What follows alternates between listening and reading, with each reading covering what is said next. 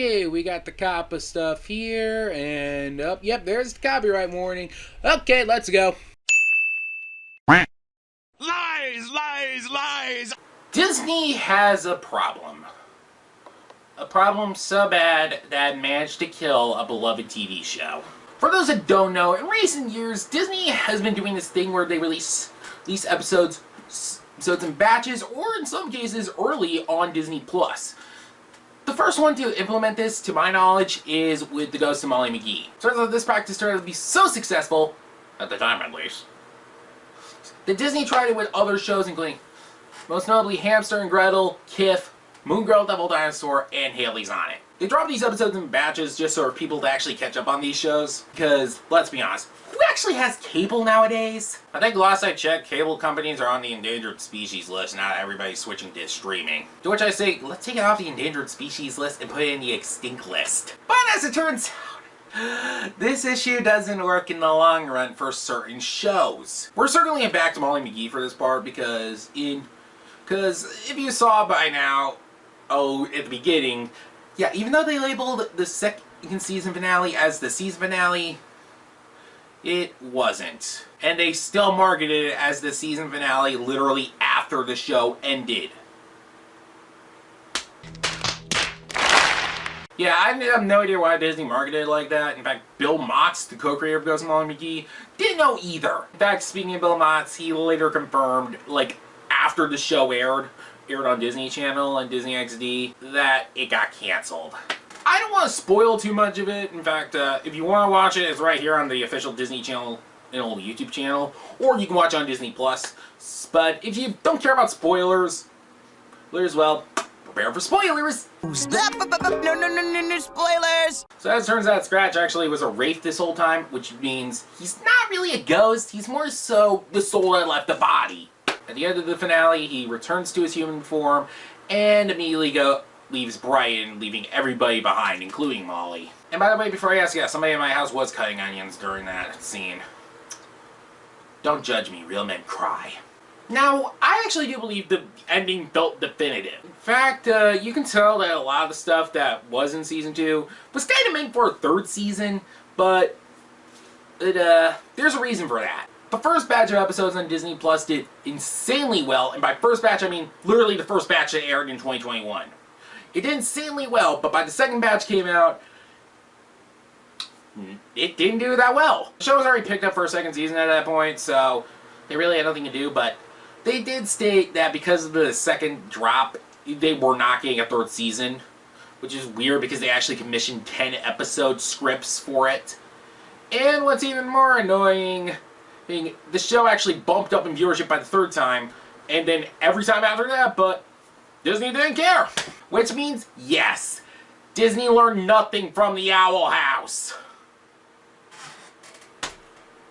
How many times are we going to have to teach you this lesson, old man? I love the young people. There unfortunately is a bad reason for that. It's not a good reason, it's a bad reason. The other day I was in a Discord server and chatting with my friend Chandler of Sunnyland Productions. He found out through Twitter that the official Disney Plus Twitter account literally had no mention of the Ghost of Molly McGee. And yes, I did call it Twitter because I refuse to call it X. Seriously, X, that's literally porn. So you want a show to work, but don't market it at all. This tweet by Matt Brawley puts it best. Disney's marketing problem is really bad. Like, really, really bad. In fact, if you notice, for most Disney Plus official material, they don't promote any of the stuff that's not Disney Plus exclusives or not theatrically released movies. True story. The other day I saw a Disney Plus commercial on, and throughout the commercial, they were mainly showing exclusives or even the theatrically released stuff. Or because since it was a Hulu bundle commercial, they threw in It's Always Sunny in Philadelphia. You do realize that show isn't an exclusive, right? And you want to know something stupider? Unlike here in America where they drop shows in batches, people in other countries have to wait until after the show's final episode airs before it shows up, or the season finale airs before it shows up on their Disney Plus, which, what? Disney Channel barely exists outside the US nowadays. is you really could have just thrown them a bone. Honestly, this whole thing makes me feel like the entire Disney marketing department is just a bunch of monkeys in suits. I would say if it's done by AI, but I think even AI will realize you're mucking up the schedule pretty badly. If you need me, I'm gonna smack myself for defending AI for a second. Ah! I actually did smack myself there. It's actually kind of painful. Now, to any Disney execs watching this, because, I don't know, you're bored, you went down that YouTube rabbit hole and landed on this video, and now you're hearing this, thinking you can steal these ideas. Joke's on you, I'm giving them away for free. Here's a way to fix the marketing. Step 1, actually promote your stuff on your official platforms. Disney Plus is known to be the home of nearly everything Disney. I say nearly for a reason. And if you really want to market the shows being on Disney Plus, another good thing is to help release it better. By that I mean, either release them either the day after, like it's Hulu, or release them a few days earlier. Yeah, you're gonna piss off the cable subscribers, but like I said earlier, cable TV is pretty much on the endangered species list. All in all, that's a smarter idea to releasing this stuff. Number 2, don't put all the eggs in one basket. Most of the marketing nowadays is mostly for TV shows on Disney Plus are usually towards the MCU or Star Wars stuff. Yeah, you also got stuff like the Percy Jackson show and stuff like the Santa Clauses of all things. But most of the advertising throughout the year is for Star Wars or Marvel. You don't need to spend all that money to promote that stuff. I get it. They're your big acquisitions from the 2010/late 2000s. But here's the thing. We kind of already know it's happening. You don't need to over-market it. I swear there were like 9 different ads for Loki Season 2. Basically, don't throw all the marketing towards the Star Wars and Marvel stuff. You don't need to stop promoting that stuff, but still, we had a lot of Marvel stuff in the last few years that's actually started to become a little overwhelming. And Star Wars stuff, do I really need to discuss the fandom nowadays? There's a reason why there has yet to be a Star Wars episode of Xander Talks Disney.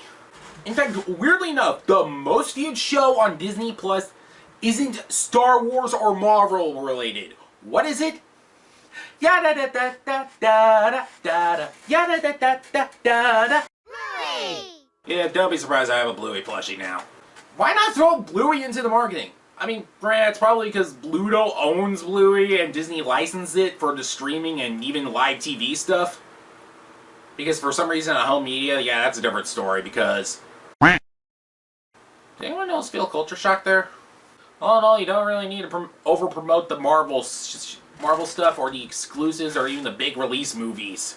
Which I know sounds weird considering 2024 was not the best year for the Disney box office, but that's mostly because I think we're going through what I quote-unquote call blockbuster fatigue. Seriously, when was the last live-action movie you saw that had like a modest budget? Which had no CGI. That was released in theaters.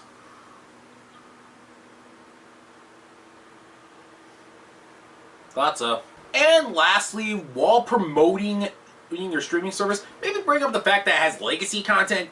Disney Plus is known to be the home for nearly every season of The Simpsons that isn't currently airing on the Fox network. You got the classics like Tailspin, Gummy Bears, and even the New Adventures of Winnie the Pooh, to even more modern favorites like Amphibia, Gravity Falls, or Wander Over Yonder, and of course Bluey. Yeah, I know Bluey's not really a Disney-owned show like I just mentioned, but come on, Bluey's so sweet of a show. Everybody should watch it.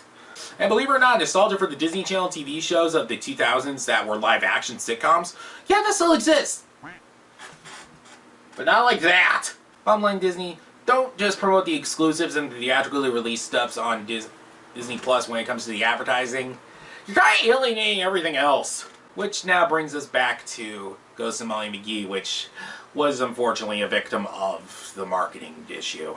Since the show ended, pretty much everybody online decided to start the hashtag SaveTGam on Twitter.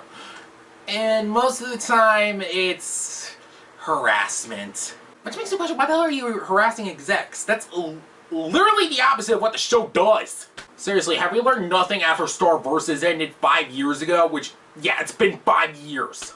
5 years since that disappointing finale. Which also happens to be 5 years since the Game of Thrones finale, but I didn't care for Game of Thrones that much. I'm sorry to any Game of Thrones fans watching this video. I would go, it's over. Ghost of Molly McGee is never going to come back, but Here's the thing, when you're in the entertainment industry, nothing stays dead. Most companies usually bring back stuff all the time, whether it's through a reboot, a revival, or even a graphic novel because they don't really want to put the funds into a full season of episodes. I didn't say I hated that option. We'll see more from Molly and Scratch someday, but honestly, at this point, it's not so goodbye, it's more so see you later, alligator. Which, if you want the show to come back, don't harass the execs. You literally are doing what Molly won't do. What would be doing Molly would do? Raise public awareness for the show. Don't believe me, recently I bought a water bottle from Five Below so I could put a sticker on it, and look! It's Molly and Scratch. Well, I also bought it because it never hurts to have water bottles lying around. Refreshing. If you want to raise public awareness, do what Molly would do. Try to make the world a better place. Ghost Molly McGee is a show about optimism.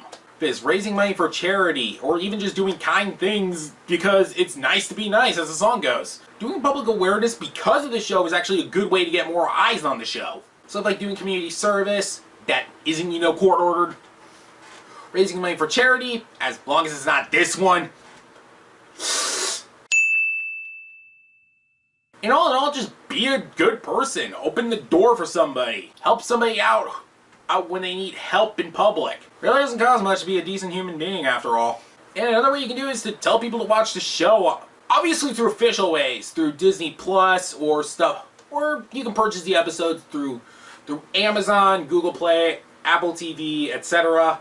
You could pirate it, but Disney is not focusing on those. And honestly, unless you're a show that was removed from HBO Max, I highly advise against piracy. Long story short, be happy this is not Xander Talks Warner Brothers. Because I would be dunking on Zaslav every damn episode. If you have ideas based on the show, write fanfiction, make fan comics. Or maybe go crazy and make a whole fan anime for it, but who's crazy enough to do that? Cliche? It's called an homage.